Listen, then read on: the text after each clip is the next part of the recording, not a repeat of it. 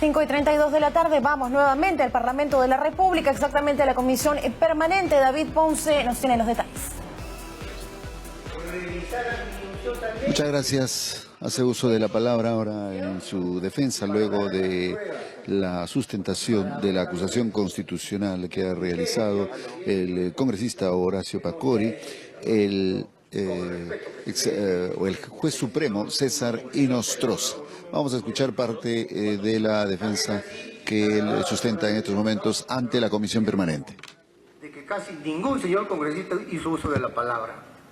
Se entiende que han tenido a la vista antes los expedientes para poder decidir. ¿Y por qué lo digo esto? Porque es la última oportunidad que hablo. Es un honor estar presente acá, pero espero que lo que voy a hablar hoy día, lo que voy a aclarar hoy día, no sea solamente un cumplimiento formal para decir se le dio el derecho de defensa. Y le digo esto como magistrado, porque yo he tenido mucho respeto a los abogados y a las partes durante tantos años de magistrado, de escucharlos detenidamente y después de ello revisar el expediente, los hechos y las pruebas, para decidir conforme a la Constitución y la ley. Angélica, gracias. Efectivamente, luego de 1 hora y 20 de humildemente y modestamente les pido que después de mi argumentación lean el informe del señor de la Subcomisión de Acusaciones Constitucionales y las presuntas pruebas que sustentan el informe del señor Pacori. El mismo tiempo que utilizó Pacori para su exposición. En principio, 1 hora 20, hasta 1 hora 20. y quiero aclarar esto, algunos medios que durante meses me han perseguido para yo poder hablar, me han considerado como un tipo soberbio, como un tipo que niega, como un tipo cínico, como que cada conversación que habría tenido, no obstante ser delito, lo niego. Y ahora, ante ustedes, pero sobre todo ante el país, sobre todo ante mi familia que viene sufriendo y que se encuentra destrozada moralmente como yo, quiero pedirle disculpas públicamente al país, a los más de 30 millones de peruanos, por haber expresado posiblemente términos inapropiados en estas conversaciones, términos que no se condecirían con la conducta intachable, perfecta, de un juez de la Corte Suprema. Ahora bien, voy a referirme a las denuncias que se me han hecho en estas últimas semanas. Voy a dividir una primera parte sobre el juicio político y otra parte sobre el antejuicio. Sobre el juicio político, dice el informe de la subcomisión, se requiere certeza de los hechos y de las pruebas. Pero no solamente certeza de hechos y de pruebas, sino que esa conducta que se imputa al alto funcionario debe estar expresamente señalada en la ley como infracción punible.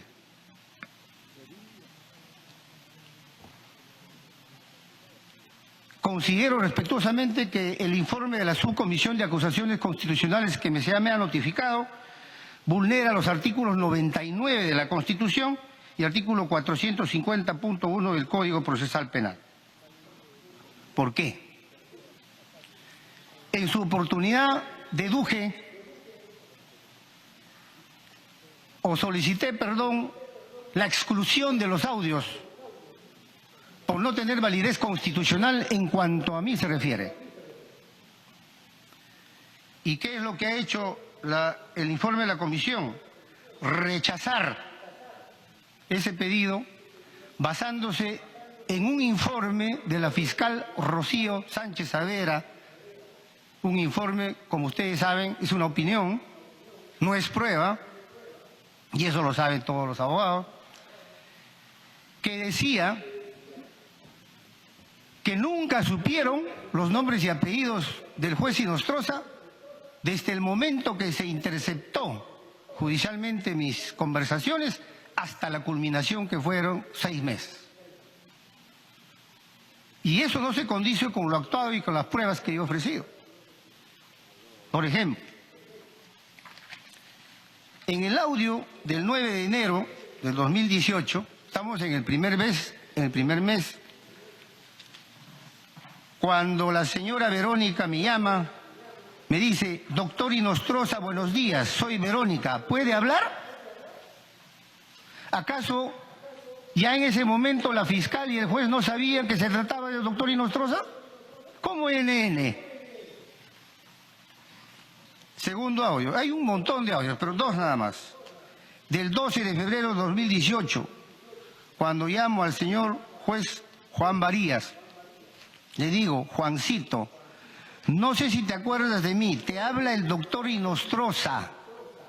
Te habla el doctor Inostroza. Entonces, no me venga pues que no sabían mi nombre y mi apellidos durante 6 meses. ¿Y qué es lo que ha pasado? ¿Por qué hago esta argumentación? Porque el artículo 450.1, que regula el estatus de los altos funcionarios públicos, señala que solo pueden ser investigados por el fiscal de la nación. Por tanto, quien tiene que pedir la limitación de derechos fundamentales como la interceptación telefónica es el fiscal de la nación al juez supremo de investigación preparatoria.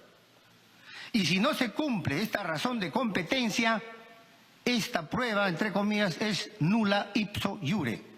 Y no lo digo yo, lo dice la Constitución, el Código Procesal Penal, lo dice la Corte Interamericana de Derechos Humanos en el caso Escher versus Brasil, cuando sanciona al Estado de Brasil por haber permitido que una autoridad incompetente solicitó la intervención telefónica de un ciudadano. Pero además sancionó a Brasil porque ese Estado permitió que se difunda conversaciones que eran reservadas porque se consideraba parte de la investigación de un delito. Entonces, pues, no hay ningún medio de prueba que acredita que la fiscal y el juez del Callao no sabían de mi nombre y apellido. Ahora se preguntará, ¿y con qué fines lo hicieron? Ya estamos viendo los resultados, que están a la vista. Y sobre todo, causarme grave daño moral. Muy bien, este es un primer punto. Ahora, vayamos a los hechos políticos. Sobre los hechos que considera la subcomisión como faltas políticas, entre comillas, me han formulado denuncia varios señores congresistas, que ustedes seguramente lo tienen a la mano. En resumen, me atribuyen 4 hechos, que los ha resumido el informe de determinación de hechos, que desde ahora quiero por favor que pongan atención, informe de determinación de hechos y pruebas de la subcomisión, que señala, englobando estos 4 hechos, dice: el juez supremo Inostroza mantuvo conversaciones y reuniones para el tratamiento de causas o procesos judiciales, lo que implicaría la pérdida de imparcialidad. Es decir, he tenido conversaciones, se entiende, telefónicas, y reuniones, que no hice con quién, pero que después voy a ver que se ha omitido dos hechos, para favorecer procesos judiciales, y por ello he perdido imparcialidad. Y además señalan que he infringido las normas constitucionales que ha mencionado el señor congresista Pacori, de que habría vulnerado el artículo 39 porque no he estado al servicio de la nación, que no he contribuido al bienestar de la población, que ha afectado la independencia de los magistrados y que ha afectado el debido proceso, entre otros. Primer hecho, se refiere a un audio del 4 de abril que se escucha, que ya ustedes creo lo han observado. Hago una pregunta en plural a un tercero, según la subcomisión, no identificado, no se sabe quién es. Le pregunto, ¿qué quieren? Estoy hablando en plural. Estoy preguntando sobre la pretensión de alguna parte. Como ese proceso viene con condena, solamente habían 2 alternativas a un condenado: o se le absuelve o se le rebaja la pena, obviamente de acuerdo a lo actuado, de acuerdo al expediente. ¿Y qué digo? La misma comisión concluye: voy a pedir el expediente. Voy a pedir el expediente para revisarlo, si procede o no su pedido. En ningún momento se le promete nada. En ningún momento se habla de una resolución judicial donde yo me haya parcializado con alguna de las partes. En el informe no se precisa de qué caso es, qué número de expediente, cuándo se vio, quiénes son las partes. Se puede hablar de parcialidad en forma abstracta y genérica cuando no se conoce de qué caso es. Y sobre todo en el diálogo yo estoy preguntando la pretensión, como se suele hacer en la praxis judicial. Lo hacen todos los jueces cuando hablan no solamente con sus secretarios de confianza o proyectores, sino también con las partes. Cuando uno le recibe a un abogado, le dice, ¿qué pretende? ¿Qué es lo que quiere? Voy a pedir el expediente. ¿Eso es afectar, infringir la Constitución? Yo no lo veo. Segundo hecho, diálogo con el juez Juan Varías Solano. La subcomisión dice que el hecho de haber llamado al juez Varías Solano infringe la Constitución, sobre todo la imparcialidad del juez. Pero si ustedes leen en el informe, en todo caso se puede volver a pasar la llamada. Le digo al señor juez Varías, Juancito, ¿puede recibir a un abogado? ¿Puedes recibir? O sea, que le den una cita. ¿Y qué dice Juan Varías? No se puede porque de acuerdo al modelo canadiense ya no se atiende. Que mejor sería en otro lugar. Ignoro si se reunieron o no, pero lo importante es la llamada. En la llamada no se hace referencia a ningún proceso, no se dice que atienden sobre un caso, por lo tanto, ¿de qué pérdida de imparcialidad se puede hablar? ¿A quién he favorecido? ¿Al abogado? Yo no he tenido ningún proceso con el abogado. Ni tampoco le he dicho al señor Varías, atiéndelo en tal caso. De manera que en este hecho tampoco se observa la pérdida de imparcialidad ni la infracción a las normas constitucionales que se han mencionado. Esos dos hechos he escuchado ahora en la intervención del señor Pacori Mamani como hechos graves, entre comillas, que ameritan mi destitución e inhabilitación por 10 años. Hechos graves. Una pregunta a una parte y otro pedir una cita. Pero salvo que no haya estado atento, lo que no he mencionado son dos hechos denunciados que están en el informe. El tercer hecho es sobre las gestiones que el que habla habría hecho para viajar al Mundial de Fútbol, llamando al señor Camayo, preguntándole por los pasaportes, las entradas, etc.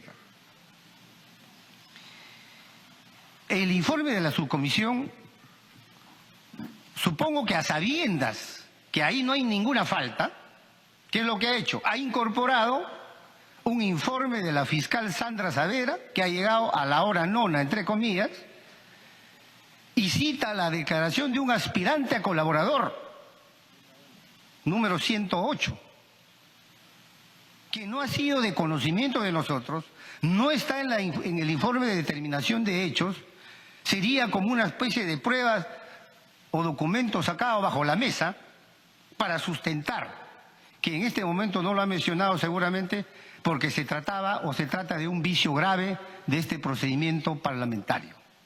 Y quiero hacer un paréntesis. Ya es reiterada jurisprudencia del Tribunal Constitucional y de la Corte Interamericana de Derechos Humanos que en el procedimiento parlamentario debe observarse estrictamente las garantías de un debido proceso. El caso de los magistrados que fueron destituidos por el Congreso y que fue a la Corte Interamericana, así lo ha señalado en su sentencia. ¿Qué tiene que respetarse? Principio de legalidad, derecho de defensa, entre otros derechos fundamentales. Pero si no lo ha mencionado, se sabrá, ya no sé el motivo. El cuarto hecho, que ameritaría mi destitución e inhabilitación por 10 años. Sobre la reunión con la señora K y mi vinculación con el partido político Fuerza Popular. que no lo ha dicho, no sé por qué, pero que fue parte de los debates. ¿Qué dice en su informe? Hay que leer en la página 65 del informe. Dice que el hecho de haber tenido reuniones con miembros del partido político Fuerza Popular, entre los cuales estaría la señora K, pero no dice quién es la señora K, porque si hiciera una buena investigación, diría la señora K es fulano de tal. No lo dice. Hablan en forma genérica y vaga de que estas reuniones con estas personas vulneran mi independencia, vulneran la imparcialidad que debe tener todo juez. La pregunta es, como en el caso de Varías, como en el caso de violación, ¿de qué proceso se trata? ¿De qué forma me he parcializado? ¿Dónde está la resolución? La sentencia donde se ve parcialización a favor de una de las partes. Ninguna. Lamentablemente, y aquí sí tengo que decirlo al país y a ustedes sobre todo, de que a mí me están linchando políticamente y mediáticamente porque presuntamente soy juez del partido Fuerza Popular. Y eso yo lo rechazo totalmente, porque toda mi vida he sido independiente y autónomo. Ahí están mis sentencias. Por eso estoy pagando posiblemente todo este vía crucis.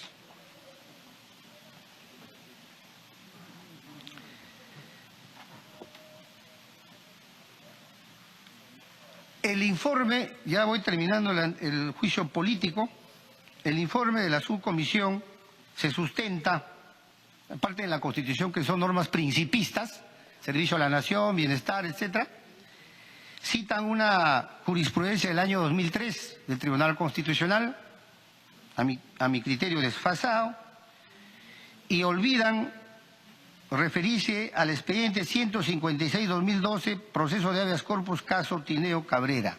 ¿Qué dice el Tribunal Constitucional? De que en cualquier procedimiento administrativo sancionador deben respetarse los derechos fundamentales del alto funcionario, sobre todo el principio de legalidad.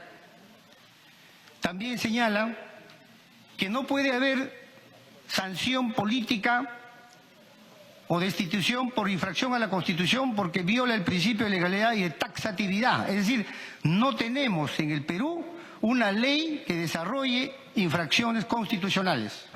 Y si no hay tipo penal, sencillamente no hay sanción. Lo dicen no solamente el tribunal, sino maestros, expertos, constitucionalistas como Bernales Ballesteros, Paniagua Acorazado, entre otros.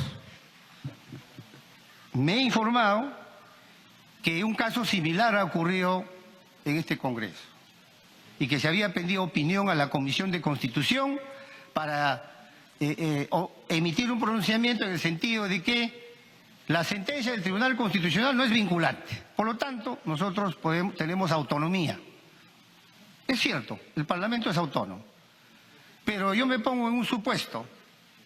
Si el Tribunal Constitucional tiene un criterio y que dice el Código Procesal Constitucional, artículo 6, que todos debemos interpretar la Constitución conforme a los criterios del Tribunal Constitucional, máximo intérprete de la Constitución, guardián de la Constitución, entonces deberíamos seguir ese criterio.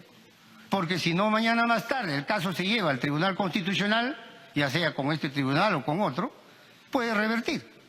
Entonces, ¿para qué arriesgarse a vulnerar derechos fundamentales?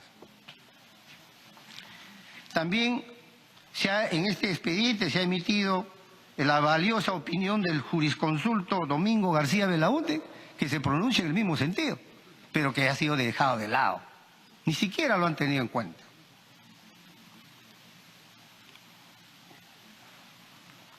Por estos fundamentos, señor presidente, señores congresistas, considerando que los hechos denunciados, y reitero, preguntas a una de las partes, sin prometer nada, conseguir una cita para un abogado, que no se dice en ningún caso, gestiones para viajar al Mundial, y me estaba olvidando, he presentado un documento, que espero que lo hayan valorado, de que el señor Oviedo no tiene ni ha tenido ningún proceso en mi sala. Y cuarto, las reuniones con el partido Fuerza Popular. ¿Dónde está la infracción a la Constitución? De manera que pido respetuosamente que se sirvan valorar los hechos y las pruebas y que se desapruebe el informe de la Subcomisión de Acusaciones Constitucionales, declarando improcedentes las denuncias presentadas por los señores congresistas en este extremo. Voy a pasar ahora al antejuicio político. Señores,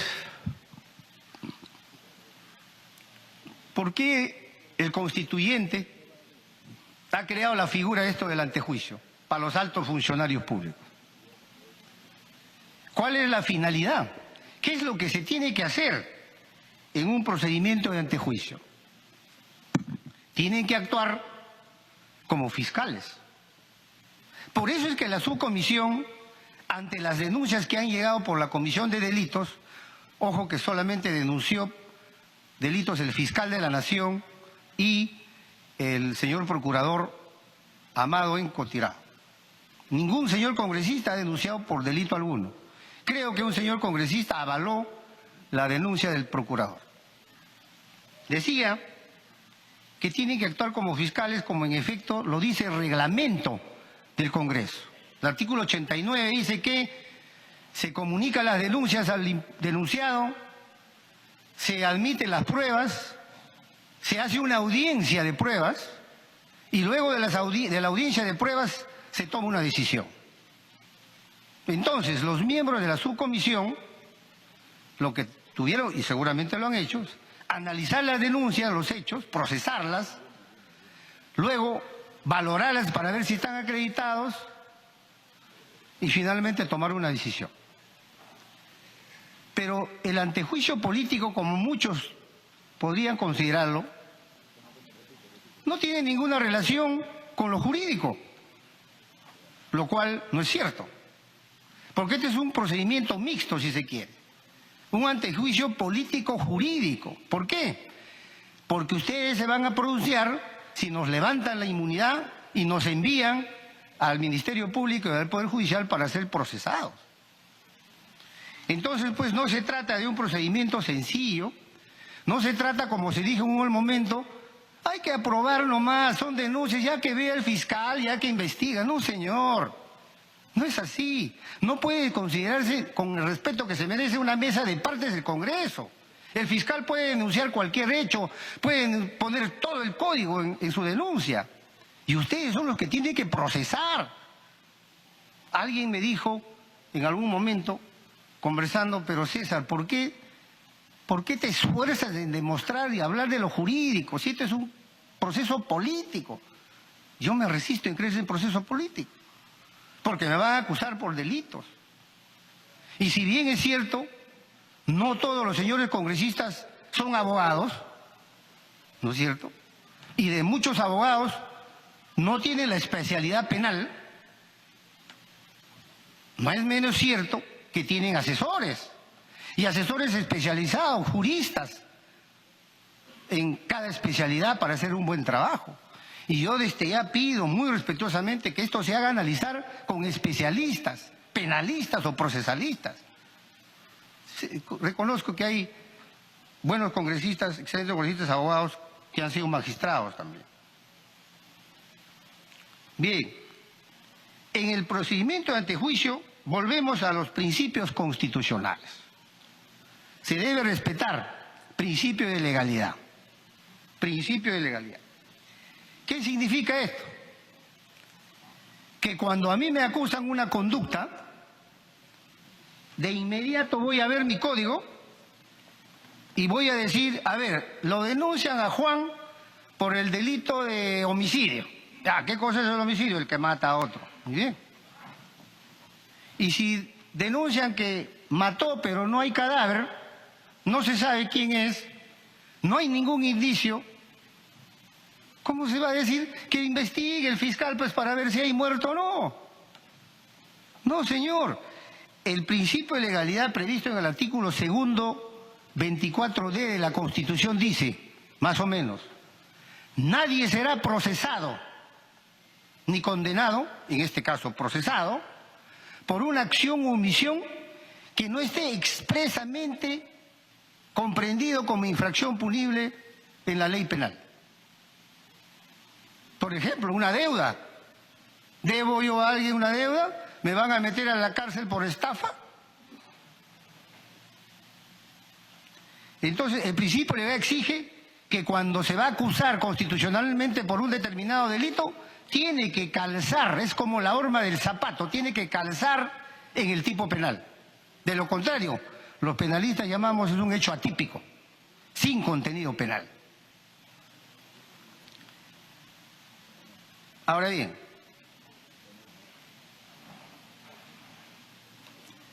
una garantía o principio constitucional es el principio de inmutabilidad de los hechos. ¿Qué hechos? Los que son denunciados. Es como el fiscal ahora. Si el fiscal denuncia ante un juez, el juez no puede alterar los hechos, no puede incorporar nuevos hechos, no puede modificarlos, porque sería vulnerar el principio de congruencia, que es un derecho que forma parte del debido proceso y vicia el procedimiento. Bien, trazados estos principios constitucionales, ¿no es cierto? Vayamos ahora a la parte procesal.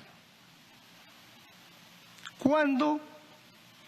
Ojo que los que somos ya de edad recordamos todavía el viejo código de 1940. Se abría proceso penal contra una persona con el antiguo código a través de un auto apertorio, no sé si recuerdan, auto apertorio de instrucción, que requería suficientes elementos o indicios reveladores de la comisión de un delito. No una sospecha simple, ¿eh?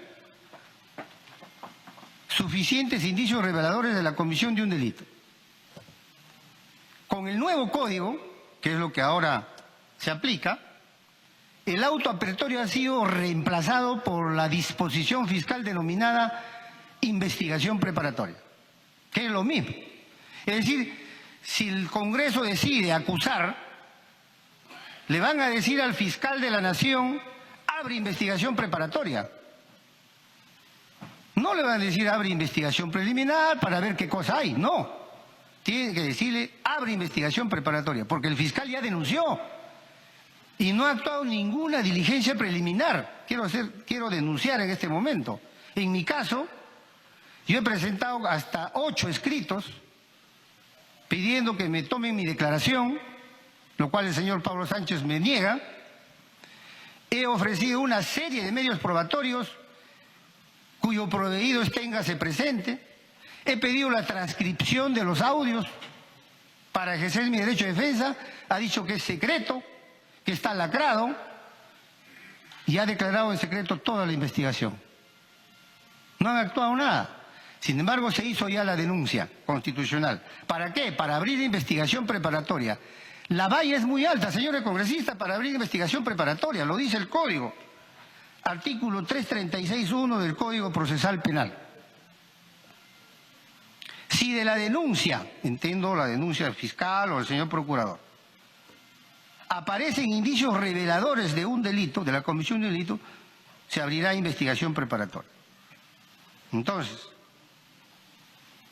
¿cuáles son los indicios reveladores de la comisión de delitos? Más adelante me voy a referir.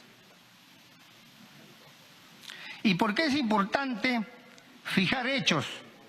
Hacer un juicio jurídico, señores congresistas. Es decir, si el hecho que se denuncia a un alto funcionario se adecua a un tipo penal. ¿Por qué es importante?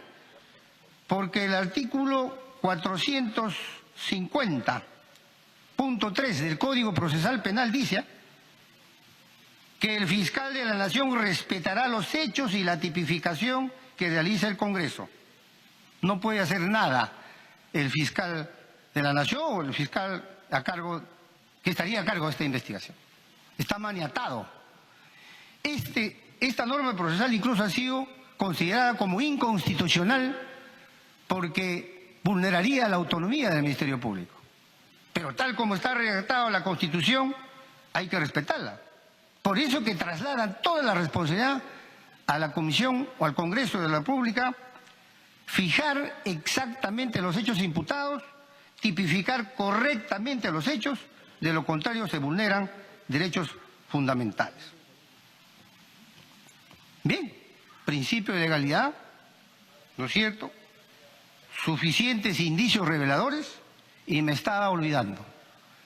A raíz de una sentencia casatoria número 1/2017 del año pasado, de la Corte Suprema, se ha señalado, interpretando el 336.1, que para abrir investigación preparatoria, que es en realidad un proceso penal, tiene que haber sospecha reveladora de la comisión de un delito. Prácticamente estamos llegando a una probabilidad de la comisión de un delito, y lo dice el informe de la subcomisión. Para el antejuicio se requiere un grado de probabilidad de delitos. Vayamos ahora si el informe de la subcomisión cumple estas exigencias constitucionales. Primera imputación.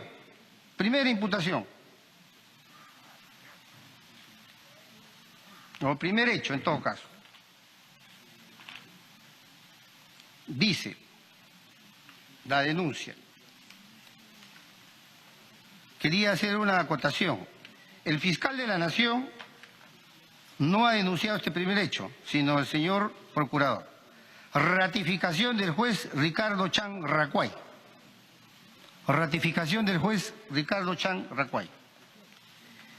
El informe de la subcomisión considera que el señor juez Inostroza que habla habría participado en la ratificación del juez Ricardo Chan en una conversación que se sostiene con los consejeros Julio Gutiérrez e Iván Noguera.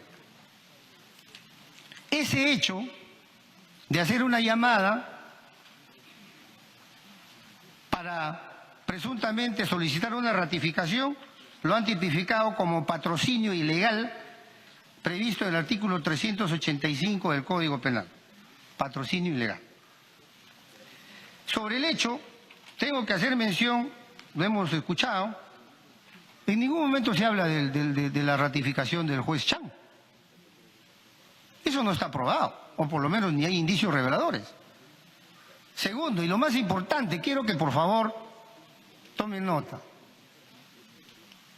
El diálogo que sostengo con el señor Julio Gutiérrez es del día 17 de mayo de 2018. ¿Y qué me dice el señor Julio Gutiérrez?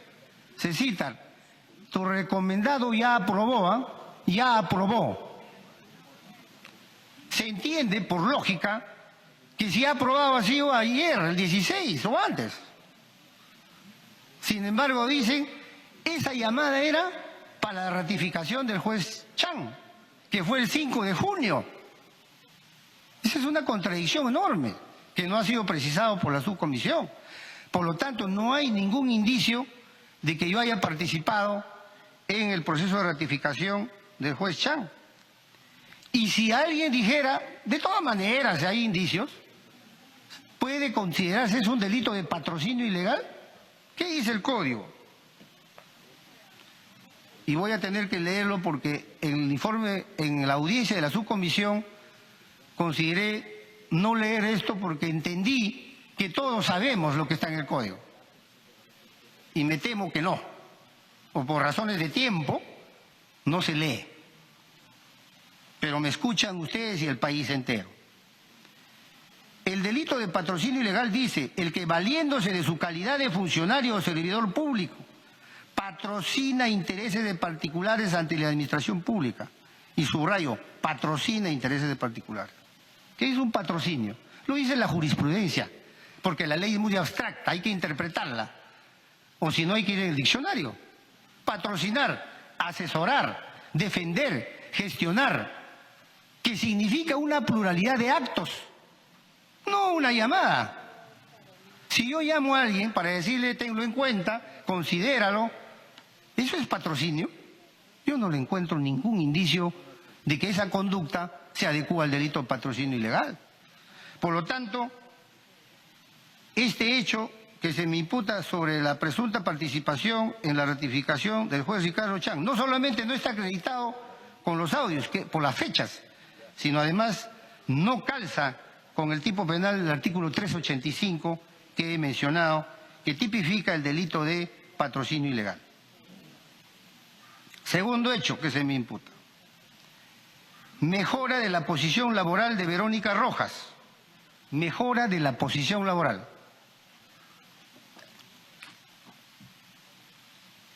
Y aquí, con el respeto que se merece el informe de la subcomisión, se ha vulnerado un derecho fundamental, garantía del debido proceso.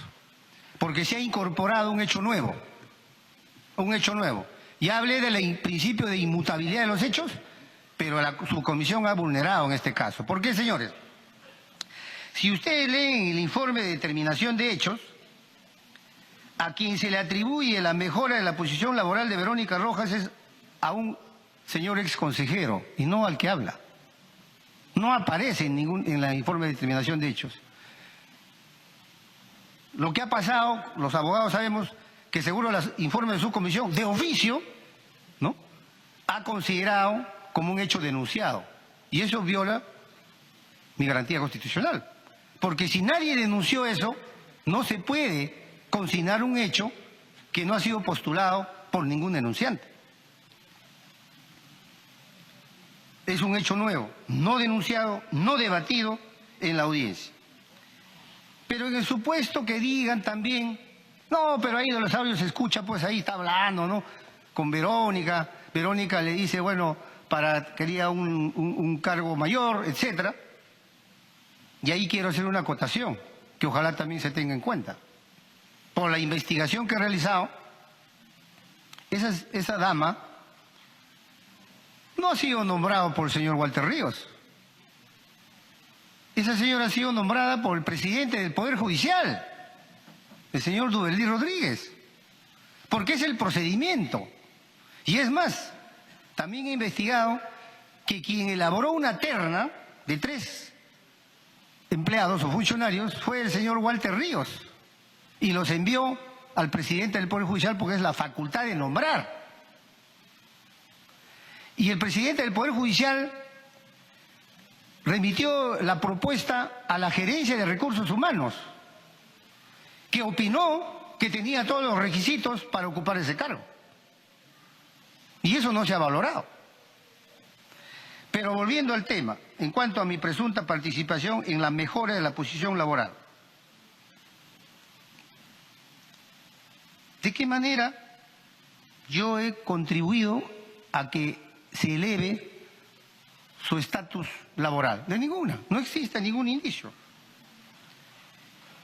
Pero lo más grave a mi criterio, señores congresistas, es que la subcomisión de acusaciones constitucionales ha tipificado esto en el artículo 400 del Código Penal como delito de tráfico de influencias. Señores, los señores periodistas, con el respeto que se merecen, cuando me preguntan sobre las conversaciones, y yo llamo y quizás gestiono, en un caso o otro caso, me dicen, eso es tráfico de influencias. Yo respeto la opinión de ellos y les comprendo, porque no conocen pues el Código Penal. Y acá este es un juicio jurídico.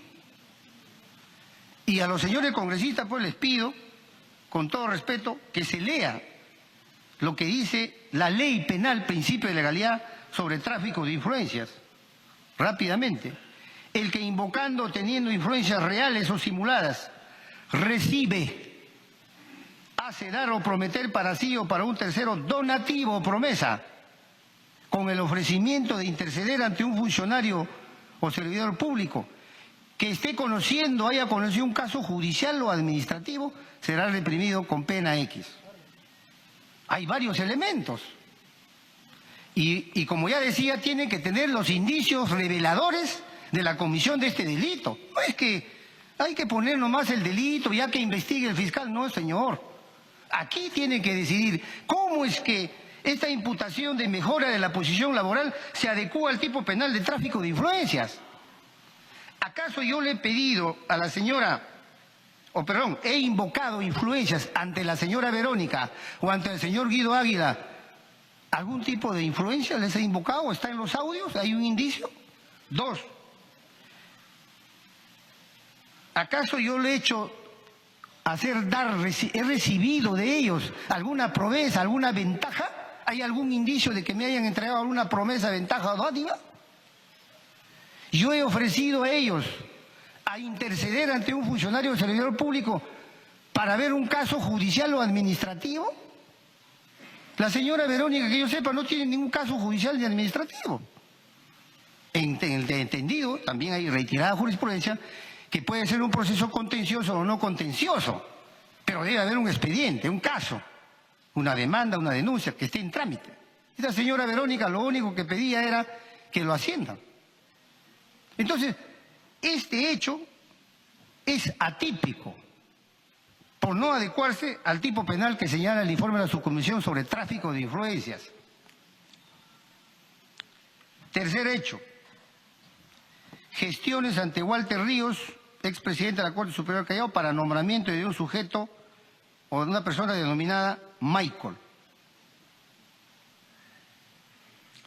Este hecho considera la subcomisión como patrocinio ilegal, artículo 385, que ya he leído. Señores, como dije en un momento, ¿cuál es la imputación? Dice que Inostroza llamó a Walter Ríos para pedirle un puesto de trabajo después del juez letrado para un señor Michael. ¿Quién es Michael? ¿Cómo se llama? ¿No hay la subcomisión? ¿No ha pedido informes al Callao para decir quién es Michael? ¿Podemos hablar de patrocinio, o sea, patrocinar a una persona desconocida? No, señores, no hay ningún indicio en el informe de la subcomisión de a quién se habría patrocinado. En todo caso, como el primer hecho, el patrocinio es asesoría, defensa a una persona ante la administración pública. Y en ningún momento en los audios aparece que yo he patrocinado, defendido, asesorado a un tal Michael. No se puede, pues, levantar la inmunidad de un alto funcionario para decir que el fiscal investigue quién es Michael. Porque el código está exigiendo indicios reveladores de la comisión de un delito. Cuarto hecho. Haber dispuesto la contratación del abogado William Franco Bustamante a solicitud del señor Noguera Ramos para que trabaje en la sala.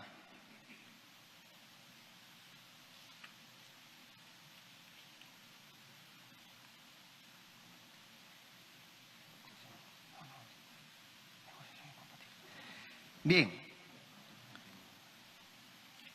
de los audios se aprecia, efectivamente, hay que reconocer, para que no se diga que niega todo, que el señor Noguera me pide darle una oportunidad de trabajo a un abogado calificado por su currículum. El que habla dispone que la gerencia, la administración de la Corte Suprema y de luego la gerencia evalúan si tienen los requisitos y se le contrate. Estos contratos, es importante también saber, y está en el expediente, son denominados CAS de confianza, o sea, contratos de administración de servicio de confianza. Es como quizá los señores congresistas, tengo entendido, que cuando vienen y son elegidos congresistas, le dicen, busca tu personal para que lo contrate. Y buscan, pues, personal de confianza, entre comillas, en el sentido de que no tienen estabilidad laboral, cuando el funcionario se retira, se va. Entonces, este señor entró bajo esa modalidad para trabajar en un espacio que había dejado otro trabajador. Miren, siendo magíster, con estudios de doctorado, se le colocó como asistente de digitación, para que ahí empiece. Pero además este abogado ya había trabajado en la Corte Suprema durante años, sino que se había quedado sin contrato. Tenía experiencia en el Poder Judicial. Señores, algunos o muchos dicen, pero esa recomendación, o sea, le recomiendan a usted para que le consiga un trabajo, eso es corrupción, eso es tráfico de influencias. en el país, en nuestra realidad, y no solamente aquí, en el mundo, ¿quién no hace una carta de presentación? ¿Quién no le dice, mira, te presento a un buen profesional para que lo evalúes? Y si tiene, contrátalo. A mí me están juzgando y acusando por haber aceptado darle trabajo a un abogado que lo necesitaba. Y si esto es así, hace poco hemos escuchado, y me perdonan con todo respeto, información en los medios de que altos funcionarios públicos, entre ellos un fiscal del Supremo, cuando entrevistan al hijo, ¿qué le dice? Bueno, yo no sabía nada, mi papá me dijo un día, ¿quieres trabajar? Y yo fui a trabajar. ¿Acaso este señor no recomendó a su hijo para que trabaje por el Estado? Seguramente tendrá los méritos. Pero esa conducta es la misma que me imputan acá. Es decir, por hacer un favor me quieren matar a la cárcel. Entonces, pues acá, por no decir miles, estarían presos. Porque ¿quién no ha aceptado una recomendación, entre comillas, a cambio de nada? Pero ¿qué es lo que ha pasado acá, señores congresistas? ¿Cómo califica esta conducta la Subcomisión de Acusaciones Constitucionales? Negociación incompatible. Delito de negociación incompatible, señores. Increíble. ¿Qué dice el delito de negociación incompatible? El funcionario o servidor público que indebidamente, en forma directa o indirecta, o por acto simulado, se interesa en provecho propio o de tercero, por cualquier contrato u operación en que interviene por razón de su cargo, será reprimido con pena tal. Señores, también hay jurisprudencia consolidada. El delito de negociación incompatible se refiere, señor, a las contrataciones públicas, a las licitaciones, a los contratistas, donde el funcionario se interesa por un contrato para que gane alguien. Este señor abogado que ha venido a buscar un trabajo y ocupa un puesto ahí, ¿cómo se puede forzar la tipicidad de esta conducta como negociación incompatible? El hecho de que me imputan de haberle dado trabajo a un abogado que tenía los méritos, para mí y para todos los especialistas en la materia, es atípico. No constituye delito. Finalmente, se me imputa el delito de organización criminal.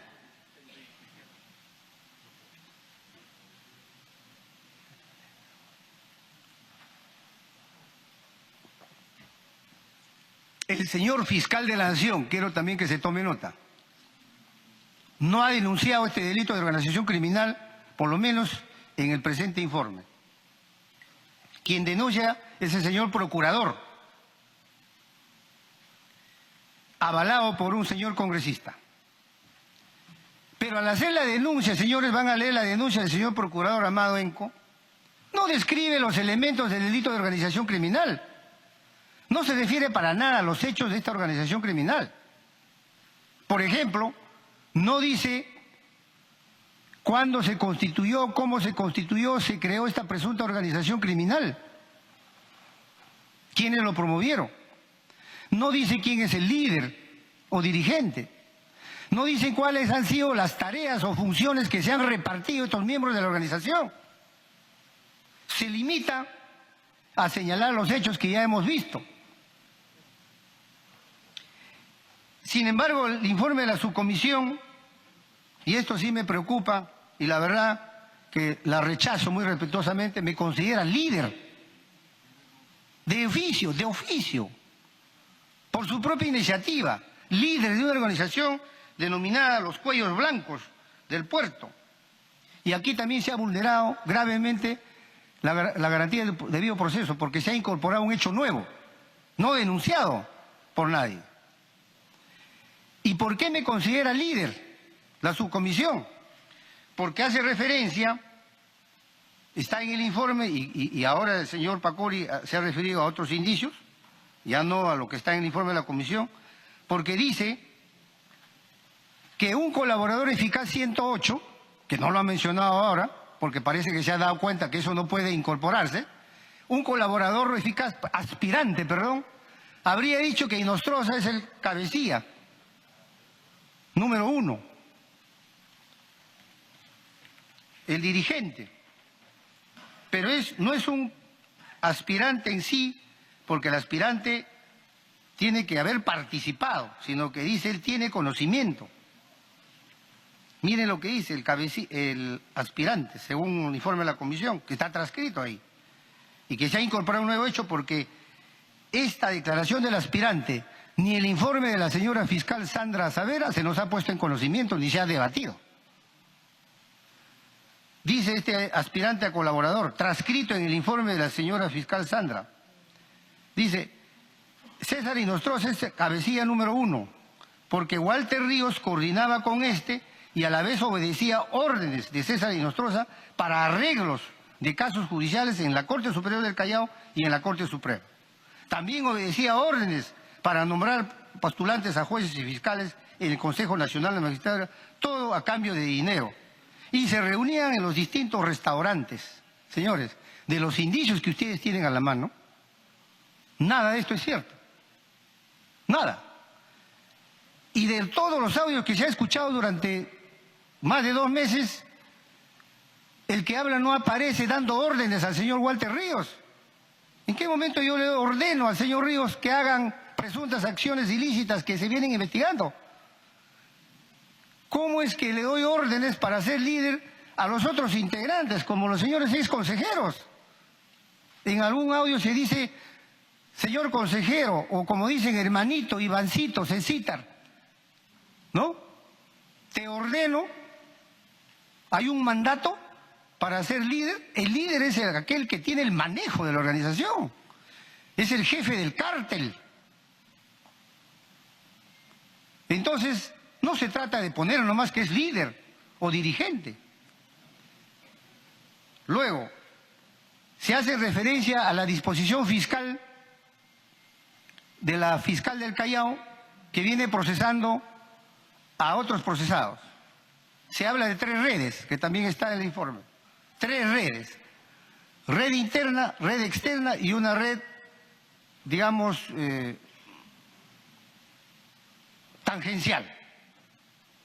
Primera red de la supuesta organización Cuello Blanco. Dice, está compuesta por trabajadores y jueces de la Corte Superior del Callao. Red interna. Red externa, conformada por abogados y empresarios.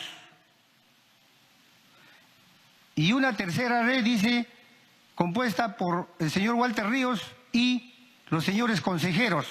Así dice la investigación formal, y en la cual Inostroza habría participado. Y entonces, ¿de dónde surge el liderazgo? ¿De dónde es que yo soy cabecilla? ¿Acaso un trabajador, un juez del Callao, ha obedecido mis órdenes en algún momento? ¿Dónde están los indicios? ¿Acaso algún abogado del Callao o los empresarios han recibido órdenes mías para que cometan supuestos actos delictivos? ¿Dónde están los indicios? Ninguno. ¿Acaso los señores consejeros han obedecido mis órdenes? ¿O cuando en el caso del señor que se pide un presunto favor, no se desvirtúa totalmente esta acusación? O sea, el jefe, el cabecilla, pidiéndole de favor al otro miembro. ¿Qué tipo? O sea, es un cabecilla que no sabe nada de las acciones. Señores, se dice también en el informe que Inostroza, como cabecilla, habría coordinado acciones para el nombramiento de magistrados y para favorecimiento de procesos judiciales. Nombramiento de magistrados y procesos judiciales que no tienen nada que ver con el Callao. Pero la pregunta es, ¿tienen en sus manos algún indicio de que yo he intervenido en un nombramiento? Ninguno.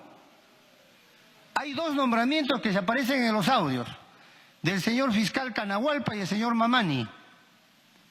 Ahí están todos los diálogos. En ningún audio se hace referencia a mi persona. Entonces, ¿cómo he intervenido? ¿En qué nombramiento? Díganme, ¿en qué nombramiento he intervenido? Después se habla que se ha favorecido procesos judiciales. ¿Cuál es el proceso judicial que he favorecido como organización, como jefe, como cabecilla? ¿A quién he ordenado? De manera que esto es muy delicado, señores congresistas, porque la pena establecida en el delito de organización criminal es muy grave, muy grave. La pena es no menor de 8 ni mayor de 15 años. Y si es líder o jefe, ¿no es cierto?, ¿no?, la pena es 15 años como mínimo.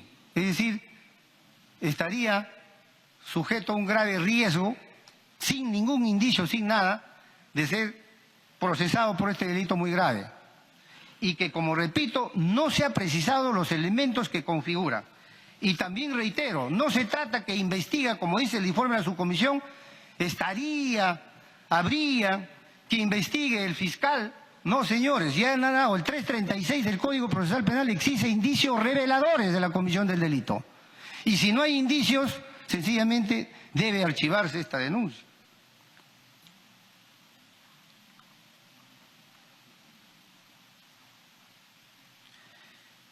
Bien,